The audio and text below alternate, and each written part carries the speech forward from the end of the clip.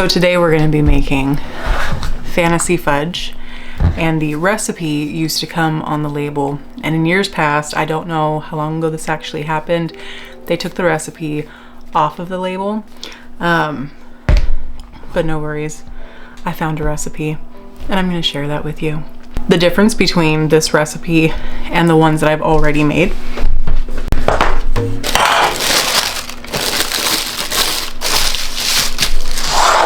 This is the fudge that I've already made. We have peanut butter fudge and the chocolate fudge. The difference between the recipes is only going to be a candy thermometer versus the 5-minute boiling rule. We're gonna see which one turns out better. I already kind of have an idea of which one I'm gonna prefer, but I'm gonna wait. So I have my simmer pot going, and I have oranges, vanilla bean, star of anise, cinnamon sticks, and whole cloves in my simmer pot right now, and so it's already beginning to smell a little festive-y. So we are gonna begin, and first I'm gonna measure out all my stuff.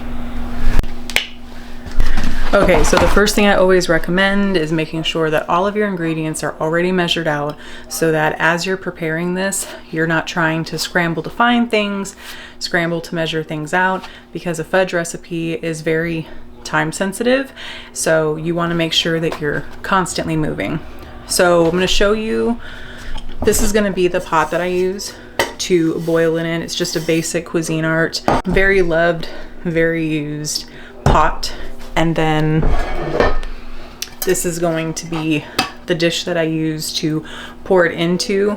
I wish I had something that was more like straight edged in the corner, but I do not, so this will do just fine. We are going to put parchment paper at the bottom of that. You don't have to, because the first batch I made, the first 2 batches actually, I didn't use parchment paper. I just sprayed it with some of the baking joy, and it came out super easy. It wasn't a problem. But this time I am going to use parchment paper.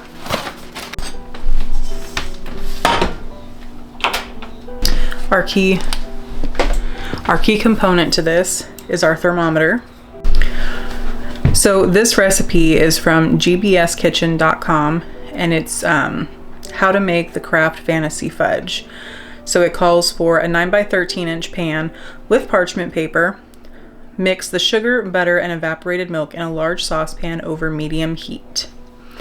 You're going to bring the mixture to a boil, stirring constantly. Leave on the heat until the mixture registers 234 degrees on a candy thermometer, about 5 minutes. The 5-minute rule is what I used for the last batch, so I'm guessing that's a thing. I don't know. It was hard for me to figure out, like, at what point do I actually start timing 5 minutes, because it says you have to bring it to a full boil before you can start counting the 5 minutes. So am I going for a soft boil, a rolling boil? This is where my novice comes into play, so I'm still learning.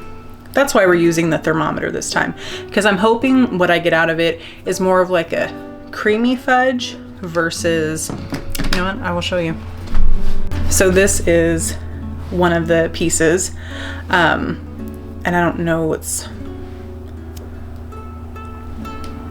I don't know.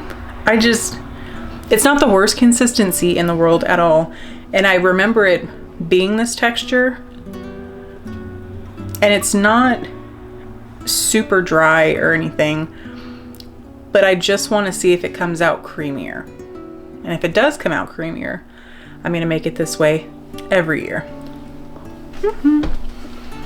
So here we go. There's our 3 cups of sugar, 2/3 cup of evaporated milk,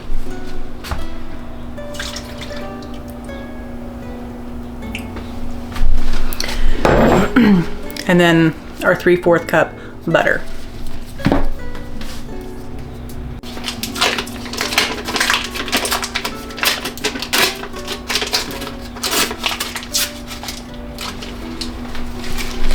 Also, it's salted butter.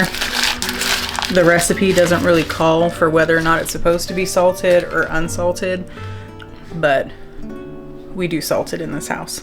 So once that gets to going and it starts to all melt together and look this absolutely beautiful color, you're gonna add your jet puff. Get that all in there. Your 2 cups of semi-sweet chocolate morsels, and then you're gonna put your vanilla in last. On a side note, I'd just like to say thank you to my mother-in-law, Judy. She watches some of my videos, but she made these little guys for us. So we have one for Tristan, one for Lane, of course one for Teddy, and then mine. I thought these were really cute. I'm probably gonna put a little loopy string on it and put it on our little Christmas tree for this year. And you know what? In one of my previous videos, I said that we were gonna get a real Christmas tree this year, and I lied. I lied. We did not do that. In fact, I stuck with the smaller Christmas tree. We gave away the big Christmas tree last year after Christmas. And I had decided we weren't gonna do any other Christmas trees. And then I was like, no, we'll just do a real Christmas tree. And then it got closer to Christmas and I was like, do I really want to have to clean up the needles constantly? No. No, I don't. So we stuck with our little HGTV Christmas tree, and she's doing phenomenal. She looks super cute in all of her flockness, and I love her. And I'm super glad that she's here, and I'm thankful for our little Christmas tree. So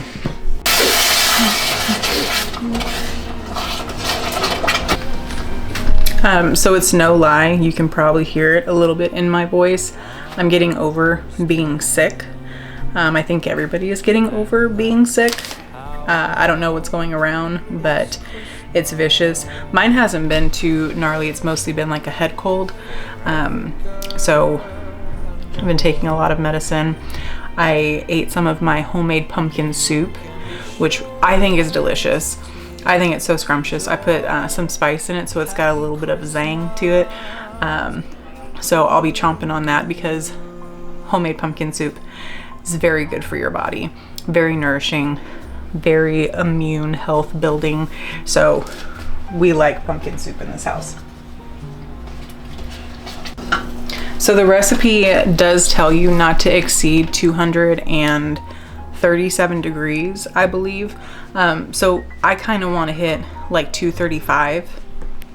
We'll remove it from the heat and stir in the chocolate chips, the vanilla extract, and then we'll make sure it's fully incorporated. Make sure we're not leaving any marshmallow zebra lines in it, and then we're going to pour it out. We're gonna let it cool for 2 hours. This recipe is really specific, and it tells you to not put it in the refrigerator. It says don't try to cheat it by putting it in the refrigerator because it affects the texture. And this is what I'm hung up on, is the texture.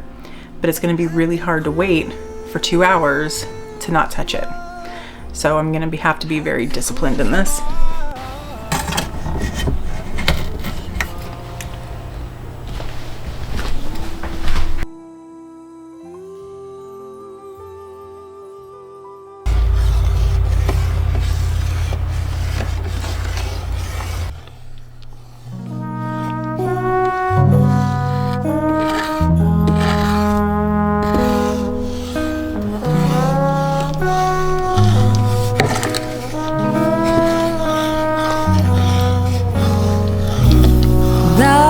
Christmas lights are shining oh so bright everywhere in this little town on this special night. And here we are in the car on our way back home.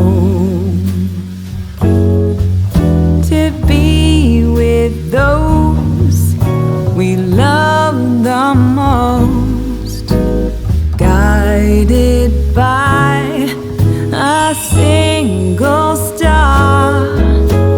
This is the magic of Christmas. This is the magic of love. Wherever we are, near or far, it's that same star that leads, and that's the magic of Christmas to me.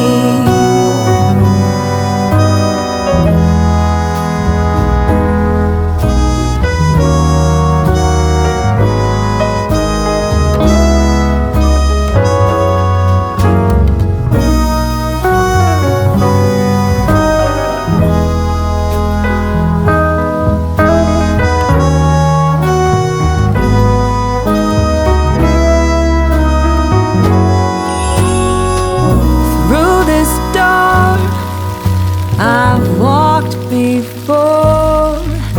It rings with the most welcoming chime, and every year when I come back here, this heartfelt feeling goes right through the ceiling. This is the magic of Christmas. This is the magic of love. So I think I much prefer the texture of this one, having tempted it to 34. I definitely like the texture a lot better, but I like the flavor of the other one so much better. So both recipes are a win, just in different ways.